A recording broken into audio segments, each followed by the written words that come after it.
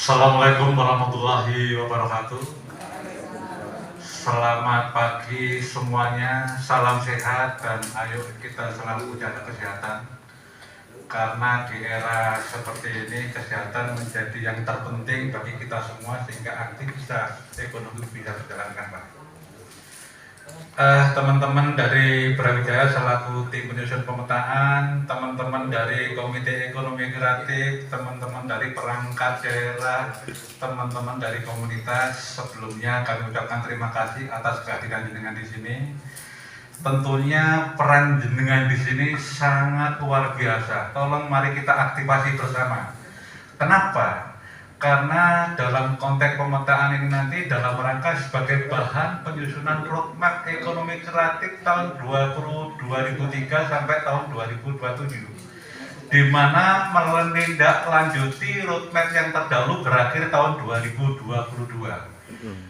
Clue daripada roadmap kemarin itu kan dalam Malang untuk Indonesia dan dunia. Artinya apa? Kita sudah berbicara aktivasi.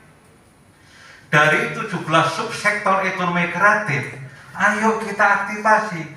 Tolong mari kita sama-samakan dari seluruh subsektor ekraf di Kota Malang, kira-kira dari 17 subsektor itu untuk hub, untuk co-working space di mana saja.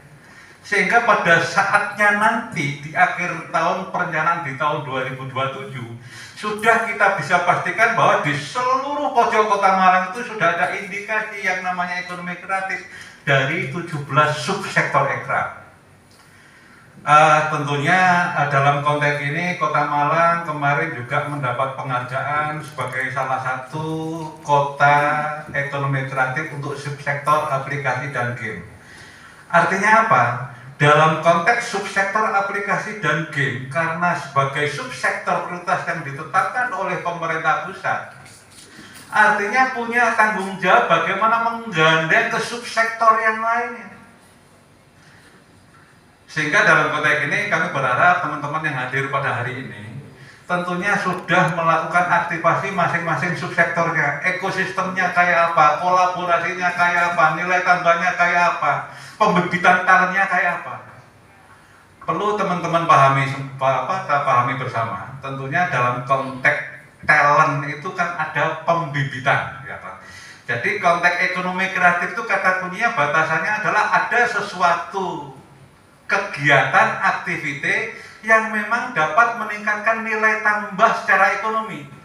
Contoh untuk subsektor, katakan di subsektor kalau di Diknas itu ada kebudayaan ya, itu adalah pembibitannya. Sekolah-sekolah, ya, dinas sosial itu pembibitan pengkaderan.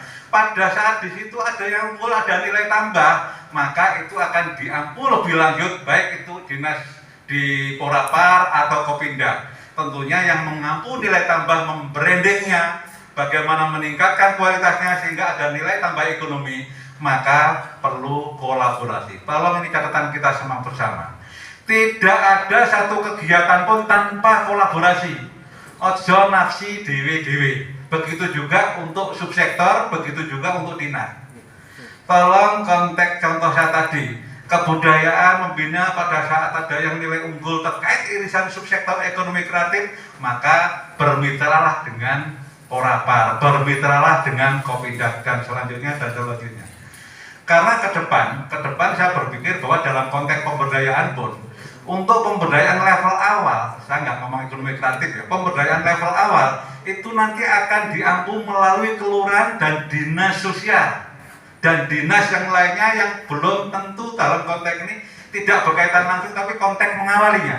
Tetapi pada saat dia sudah bisa jalan dan lari, maka kalau namanya usaha ekonomi katakannya berarti ada di Kopinda dan selanjutnya. Nah, sebagai gambaran konteks ekonomi kreatif pada saat membangun ekosistem berpikir visioner ke depan itu kayak apa? Ini saya kasih gambaran contoh. Memang kita di Kota Malang banyak keterbatasan. Kemarin waktu saya kebetulan saya mengisi acara di Bappenas juga, saya pinjam istilah kuliner aja ya. Tentunya apa sih hubungannya dengan stunting? Kalau kuliner kan ngomong pasti gizi, kan urutannya begitu ya. Kota Malang stuntingnya itu sudah termasuk rendah, di mana batasan dikatakan rendah itu di bawah 15,7. Artinya apa? Artinya Kota Malang secara secara prevalensi stuntingnya sudah termasuk rendah. Walaupun untuk ada beberapa kelurahan pada saat tahun 2020 itu Mergosono, daerah Kedung Kandang itu ada yang stuntingnya sangat tinggi. Dikatakan sangat tinggi manakala 31,6. Di Mergosono 32, sekian. Beberapa kelurahan itu ada di Mergosono wilayah Kedung Kandang. Kenapa? Saya mencoba menganalisa hipotesa versi saya ya. Artinya nanti apa hubungannya dengan pengembangan kerap, hubungannya dengan sumber daya dan selanjutnya kan gitu ya. Saya lihat karena di sana pengertian saya, pemahaman saya lihat dari angka dan data, karena kepadatan penduduk sekitar 30.000, Kota Malang 7.900 per kilometer persegi. Berarti di sana itu ada kawasan kumuh, sehingga konteksnya inilah yang menyebabkan stunting, karena memang kawasan kumuh, saya ekonomi bisa jadi kurang, kesehatannya kurang dan lain sebagainya. Tetapi di tahun 2021 lucu, karena konteksnya stunting beberapa kelurahan itu ada di Dinoyo, Telogoma, Sumbersari, Tunggululung, klaster yang notabene dunia pendidikan. Stuntingnya itu di angka 20, walaupun termasuk sedang level tinggi. Pertanyaannya kenapa? Saya tanya ke Dinas Kesehatan gitu. Karena konteksnya memang perilaku. Jadi kalau kita berbicara stunting itu ada 4 hal ya. Pertama itu adalah terkait ketersediaan pangan. Kedua terkait keamanan pangan. Ya, ketiga terkait dengan pertama ketersediaan, kedua keterjangkauan, ketiga itu keamanan pangan, keempat kelembagaan. Artinya pada saat kita lihat kelurahan tadi, ketersediaan pangan itu ada. Artinya ketersediaan pangan itu begini, barang itu ada, di Kota Malang itu ada. Bayangkan kalau di Papua terpencil, tidak ada produksi, maka ketersediaannya tidak ada, kan gitu ya. Artinya itu adalah ranah dinasnya daripada pertanian, kalau pangan ya, dan akses tentunya dalam konteks PU. Kedua terkait dengan keterjangkauan pangan, artinya harga kan. Kalau di sini itu ada barang, kedua itu keterjangkauan, salah satunya bisa beli enggak, kan gitu ya. Artinya kan salah satunya kan faktor ekonomi. Berarti ranahnya Kopindak, ranahnya sosial. Ya. Ternyata di Kota Malang, yang pertama, kedua itu selesai. Pertanyaannya kenapa di Telogomas itu kok masih stuntingnya tinggi? Akhirnya saya petani lagi, ya Pak. Saya petani lagi, kebetulan inspirasi ini juga dapat dari teman-teman komite, ya Pak. Konteksnya terkait dengan pangan aman menyehatkan. Karena setelah saya sampaikan bahwa sekarang kalau kita bilang jus ya, jus itu yang paling ramai kan yang jus 5.000, betul nggak Bapak Ibu sekalian? Kedua, saya tanya lagi, nuwun sewu, kalau orang kita itu suka yang bergizi atau suka yang enak? Jawabannya apa Bapak Ibu sekalian? Suka yang enak, gizi terakhir. Ya, wes enak murah, nah itu persoalan. Ini tantangan kuliner kerah ke depan. Artinya apa Bapak Ibu sekalian? Karena konteks saya bilang jus tadi, sekarang kita tuh kan latah dengan pakai biang ya, yang harganya per kilo itu 500.000 ya biangnya.